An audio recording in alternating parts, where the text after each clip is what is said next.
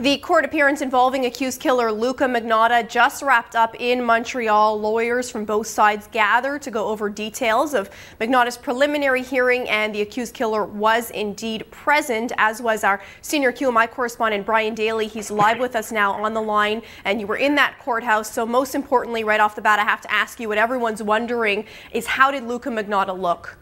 Yeah, he had no expression whatsoever, barely moved during the 30-minute hearing at the Montreal courthouse in a secure courtroom. He was in the glass-enclosed prisoner's box, a high-security courtroom outfitted initially for biker trials. He was wearing a all blue sweater with horizontal red and white stripes, as well as blue jeans.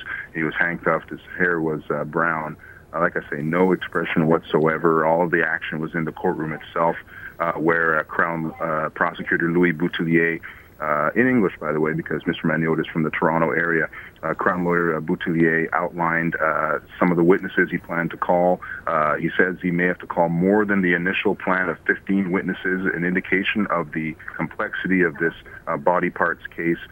4 of the witnesses would be doctors of some sort, a pathologist, a forensic biologist, a forensic psychologist, and dental expert, and that indicates that the Crown's going to have to prove that the body parts that were mailed to political parties and as well as to 2 Vancouver schools were in fact that of Jun Lin. It's such a gory case.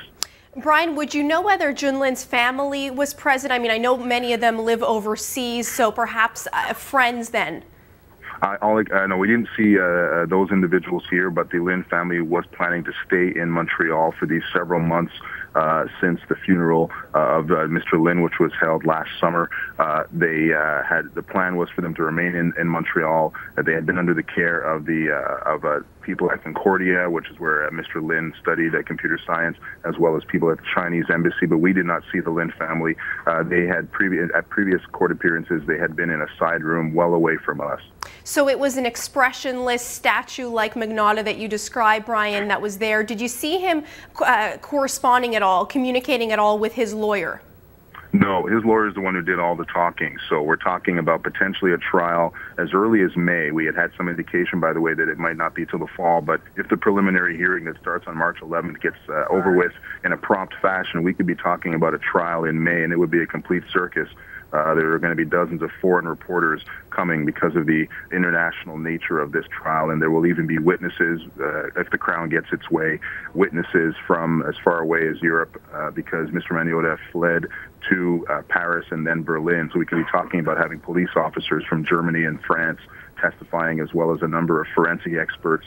And then there's, of course, the infamous gore clip, the snuff clip, because it appears as though the murder was captured on tape, and that would be obviously something the Crown would want to show. It would be the smoking gun in this case. One last thing. Are you able to remind us about where Magnotta is staying in Montreal during this whole time? Yep, he's at the Rivière des Prairies Detention Center in the East End in a special high-security wing. There are only 2 prisoners at any time in that wing. They don't interact with each other, and they're unable to interact with the other prisoners. He's been held there since he was arrested in early June, so it's 8 months now that he's been there. And I should add that his Toronto lawyer, who's representing him here in Montreal, Luka Magnotta, expressed some concerns about how long this whole process is taking and how long it would take if the preliminary hearing dragged past mid-March and into it would only resume in June, which would mean the trial would only start in September. So he raised some concerns about Mr. Magnotta having to stay in solitary confinement for such a long period of time. All right, Brian Daly live in Montreal for us. Appreciate that update, Brian.